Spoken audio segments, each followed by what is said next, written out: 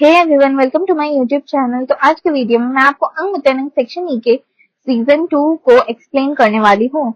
तो एपिसोड 1 की शुरुआत होती है जहाँ पे जेजे और कीपर एक साथ टेरेस पर होते हैं जेजे की एंगेजमेंट के बाद। उसके बाद फिर सीन चेंज हो जाता है जहाँ पर जेजे अपने रूम में होती है और वो अपनी यूनिफॉर्म को देख रही रहती है और वो साथ ही में पिछली रात के बारे में, कीफर के बारे में सोचने लगती है। वो बार बार खुद को रोकती है लेकिन फिर भी वो बार बार सोचने लगती है उसी बारे में, कीफर के बारे में। फिर जाकर उसे पता चलता है कि लेट हो रहा है तो फिर वो रेडी होने लगती है ताकि वो डाइवर्ट भी हो जाए उसका ब्रेन कीफर पर से। उसके बाद फिर उसकी आंटी आती है और उससे पूछती है कि क्या तुमने न्यू ईयर पर कोई रिजोल्यूशन लिया है। जेजे बताती है कि हाँ, उसने डिसीजन लिया है कि वो अपने रूम को अब से क्लीन रखेगी। फिर उसकी आंटी उसे बताती है कि नीचे यूरी उसका इंतजार कर रहा है, उसे पिकअप करने आया है। तो फिर जेजे थोड़ी हैरान हो जाती है लेकिन उसके बाद फिर वो नीचे जाती है। तो फिर यूरी उसे गुड मॉर्निंग विश करता है और फिर वो उसका बैग लेने की कोशिश करता है लेकिन फिर जेजे मना कर देती है। तभी वहां पर एरिस आ जाता है और वो बोलने लगता है कि नहीं जेजे, तुम उसके साथ नहीं जाओगी, तुम मेरे साथ चलोगी। लेकिन फिर जेजे बोलती है कि मुझे भी यूरी से कुछ बात करनी है तो मुझे जाने दो उसके साथ, एरिस। उसके बाद फिर वो उसके साथ चली जाती है। तो फिर कार में बैठने के बाद यूरी जेजे को बताता है कि वो उसे इसलिए पिक करने आया है ताकि दोनों साथ में कुछ समय बिता सके। और उसके बाद वो उसे एंगेजमेंट वाली बात याद दिलाता है। ये देखता है कि जेजे बहुत शांत बैठी है तो वो उससे पूछता है, तुमने क्या एंजेलो से बात की?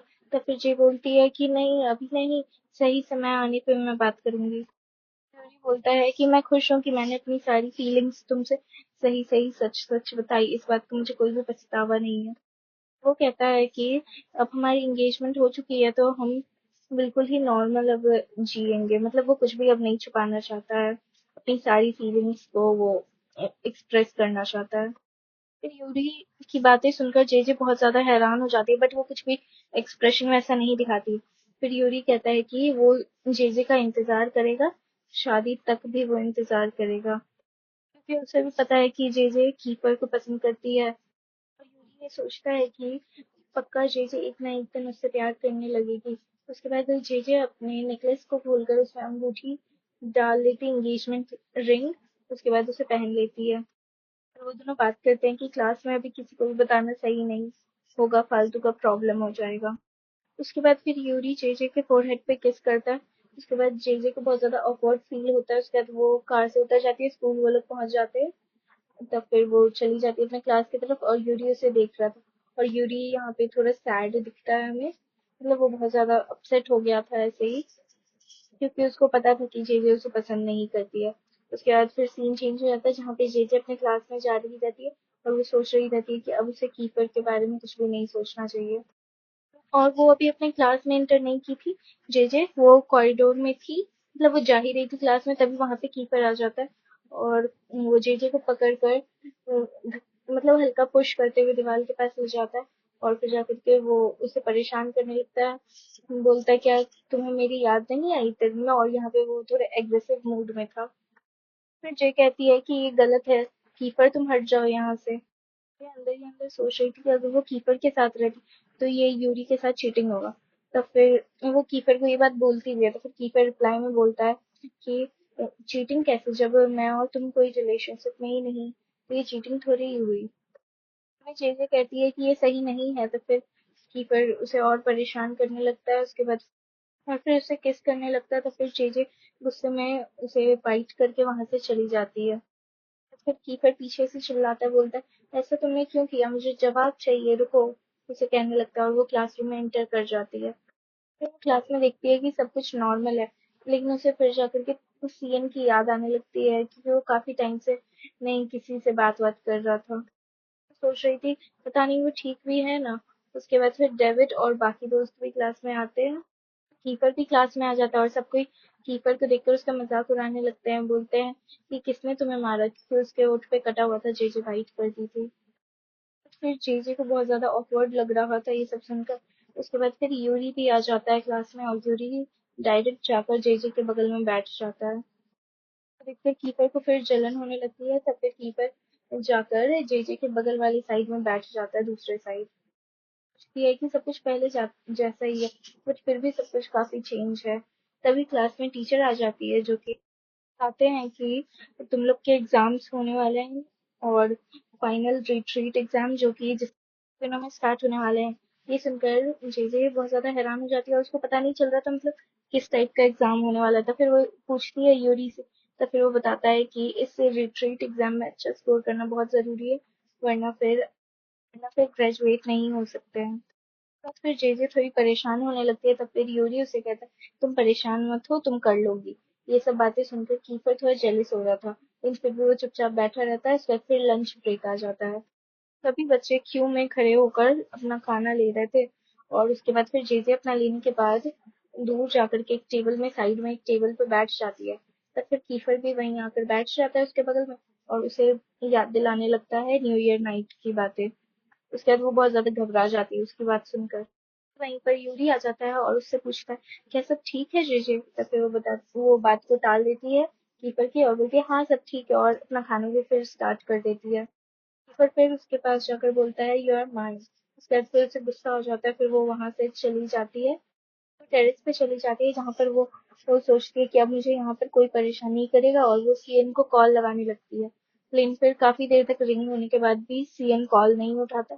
तब फिर उसे अचानक से जोर से किसी के चिल्लाने की आवाज आती है। फिर जे दौड़ कर वहां पर जाती है, तो फिर वो देखती है कि एड्रिक्स अजीब टाइप से बिहेव कर रहा है। फिर जे उससे पूछती है क्या प्रॉब्लम है, तो वो बताता है कि वो किसी को पसंद करता है, बट वो उसे बता नहीं पा रहा है। तो फिर जे बोलती है एटलीस्ट तुम्हें पता तो है कि तुम किसे पसंद करते हो। जे उससे कहती है कि उस लड़की की फोटो दिखा।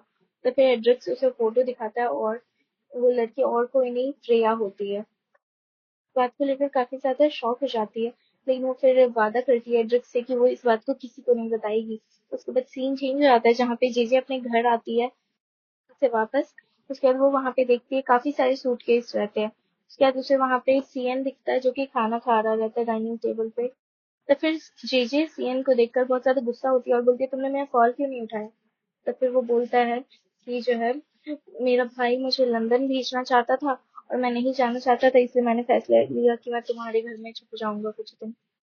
फिर भी पहले मना करती है, लेकिन फिर वो कहता है कि मैंने एंजेलो से परमिशन ले लिया है। एंजेलो वहां आकर सब कुछ जेजे को एक्सप्लेन कर देता है। शायद जेजे के पास कोई और ऑप्शन नहीं रहता, तो फिर जेजे उसे मना नहीं कर सकती है। उसके बाद फिर जाकर के सीएन कहता है कि मैं तुम्हारे रूम में सो सकता हूँ प्लीज, और उसके पास कहीं और सोने के लिए भी जगह नहीं था, वरना उसको बाहर सोना पड़ता। तो फिर जेजे भी बोलती है हाँ सो सकते हो। बाद फिर रात के समय जेजे सोने की कोशिश करती है, लेकिन सीएन जोर जोर से गाना गाकर नहा रहा था, और फिर जेजे उसे बोलती है चुप रहो, और वो बहुत ज्यादा परेशान हो रही थी उसके आवाज के कारण। उसके बाद फिर जाकर के सुबह का टाइम हो जाता है, जिसमें सुबह का समय हो जाता है और जे तैयार होकर स्कूल के लिए नीचे आती है। नीचे वो देखती है कि सीएन और एरिस दोनों ब्रेकफास्ट कर रहे हैं। उसके बाद फिर एरिस जेजे को देखकर वहां से चला जाता है। तो जेजे को पक्का लग रहा था कि पक्का एरिस ने कुछ सीएन को बोला। रास्ते भर सीएन जेजे के साथ स्कूल गया, और वो आखिरकार फाइनली उससे स्कूल के क्लासरूम के बाहर पूछता है कि क्या एरिस ने जो कहा वो सच है, तुम सच में सेक्शन छोड़कर जा रही हो। इस बात को सुनकर वहां पर कीपर भी आ जाता है। फिर कीपर जेजे से पूछने लगता है। उसके बाद ये बात सुनकर बाकी सारे क्लासमेट भी आ जाते हैं वहां पर। उसके बाद कीपर बहुत ज्यादा गुस्से में एरिस के पास चला जाता है, और जेजे घबराकर यूरी से कहती है तुम भी जाओ वहां पे, फिर कीपर एरिस को मार डालेगा। उसके बाद फिर जाकर के सब कोई लड़ने लगता है। कीपर पहले जाता है वहां पे, कीपर एरिस को एक लात मारता है, उसके बाद दोनों में लड़ाई होने लगती है। उसके बाद फिर जाकर के बाकी सब आसपास के और भी स्टूडेंट लोग को भी चोट लग जाती है। उसके बाद एरिस कीपर को मारता है जोरदार मुक्का, जिससे कीपर के मुंह से खून निकल जाता है। उसी वक्त वहां पर यूरी आ जाता है। उसके बाद यूरी एरिस को एक लात मारता है बहुत जोर का। उसके बाद फिर जाकर के उसी वक्त जे वहां पे आ जाती है, और वो बोलती है मैं कहीं नहीं जा रही, मैं सेक्शन ही छोड़कर नहीं जा रही। समय उसकी बात पे कोई नहीं ध्यान दे रहा था, और सब लोग उसके बारे में अंग्रेजी बोलने लग गए थे, सेक्शन ए के लोग सब। उसके बाद फिर जाकर के कीपर जे को बोलता है तुम सबके सामने बोलो कि तुम सेक्शन ही छोड़कर नहीं जा रही। जेजे कहती है हाँ मैं नहीं जा रही।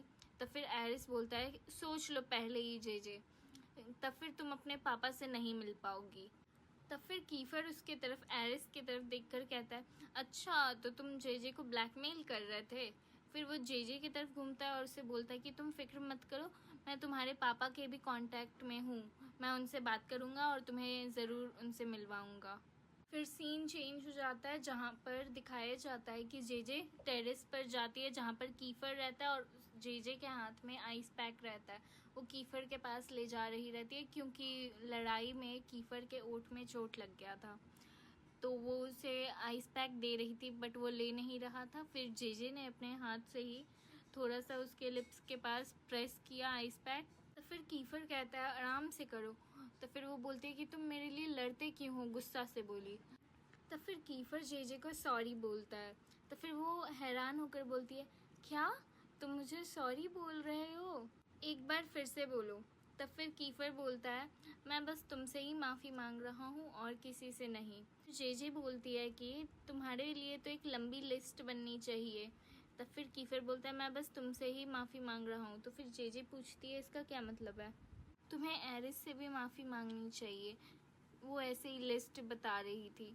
तब फिर कीफर बोलता है नहीं, मैं बस तुमसे ही माफ़ी मांगूंगा। कीफर बोलता है मेरी फीलिंग्स बस तुम्हारे लिए ही है और किसी के लिए नहीं। तो फिर जेजे थोड़ा घबरा जाती है और वो जाने लगती है। तो फिर कीफर उसे रोकता है हाथ खींचकर, बोलता है मत जाओ, मेरे साथ ही रहो। फिर उसी वक्त जेजे को उस पल का याद आ जाता है जब टेरेस पर वो दोनों थे जहाँ पर जेजे की इंगेजमेंट हो रही थी। वो कीफर के साथ थी और उसने कीफर को बोला था कि मत जाओ, उसे वही बात का याद आता है। फिर उसी वक्त वहाँ पर यूरी आ जाता है जो असली में नहीं आता है, मतलब वो जो सोच रही थी न्यू ईयर नाइट के बारे में एंगेजमेंट वाले डे के टाइम में जब वो कीफर को बोल रही थी मत जाओ, तब वहाँ पर यूरी आ जाता है और वो उसे बोलता है मैं लड़ूंगा तुम्हारे लिए।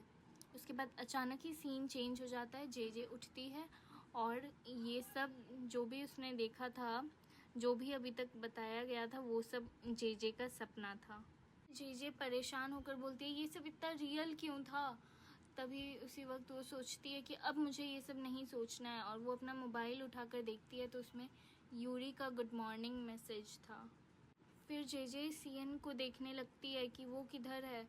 तो फिर वो देखती है कि उसका बैग सही में इधर है, यानी कि वो सही में यहाँ पे था। मतलब उसको लग रहा था कि सीएन भी उसके सपना में ही था, सपना में ही उसके साथ रहने आया था, ये भी उसका सपना ही था। लेकिन फिर उसको पता चलता है उसका बैग ये सब देखती है तो कि सही में वो आया था। फिर उसे सीएन के बिस्तर पर एक नोट मिलता है कि मैं जा रहा हूँ, तुमसे फिर जल्दी मिलूँगा स्कूल में। उस नोट को पढ़ने के बाद जेजे बाहर आती है और बोलती है कि अरे पागल, मेरी साइकिल लेकर चला गया, अब मैं कैसे जाऊंगी। उसी वक्त जेजे का एक क्लासमेट आता है पीछे से और उसके शोल्डर पर हाथ रखता है और बोलता है जल्दी कीफर को कॉल लगाओ, तुम्हें कोई फॉलो कर रहा है। इससे दो लोग आते हैं और हाथ में उनके स्टिक होती है और वो दोनों पे हमला करने लगते हैं। तो वो लोग कहते हैं कि यही कीफर की गर्लफ्रेंड है। उसके बाद चारों में लड़ाई होने लगती है। उसके बाद जो जेजे के साथ उसका दोस्त था, वो जेजे को बचाने के चक्कर में उसको चोट लग जाती है बहुत जोर की और उसके सिर से खून निकलने लगता है, जिसे देखकर जेजे बहुत ज्यादा परेशान हो जाती है। उसके बाद सीन चेंज हो जाता है जहाँ पे दिखाया जाता है कि क्लासरूम में सब परेशान हो रहे थे कि जेजे अभी तक स्कूल क्यों नहीं आई। फिर कीफर यूरी से पूछता है क्या तुम्हारी जेजे से बात हुई है। उसके बाद सीन चेंज हो जाता है जहाँ पे हमें दिखाया जाता है कि यूरी को पहले से ही पता रहता है कि कीफर जेजे को लाइक करता है। यूरी उसको बताता है कि हमारी एंगेजमेंट हो गई है, तुम अभी भी पीछे नहीं हटोगे। तो कीफर बोलता है, ये पास्ट स्टोरी दिखा रहा है कि नहीं, जेजे पर इसको छोड़ते हैं, जब जेजे बोलेगी तब मैं पीछे हटूंगा। उसके बाद फिर सीन चेंज हो जाता है और प्रेजेंट टाइम में दिखाता है कि सेक्शन ई का एक दोस्त कीफर के पास जाता है और मतलब कीफर का ही एक दोस्त उसके पास जाता है और बताता है कि जेजे की लोकेशन हॉस्पिटल की है। उसके बाद हॉस्पिटल पहुंचकर सब कोई जेजे को ढूंढने लगते हैं। तभी वो लोग एक कमरे में जाते हैं जहाँ पे उन्हें लगता है कि जेजे होगी। वहां पर देखते हैं कि एड्रिक्स घायल है और बेड पर लेटा हुआ है। एड्रिक्स वही है जिसको जेजे को बचाते वक्त चोट लग गई थी। तब फिर सब उससे पूछते हैं क्या हुआ और जेजे कहाँ है।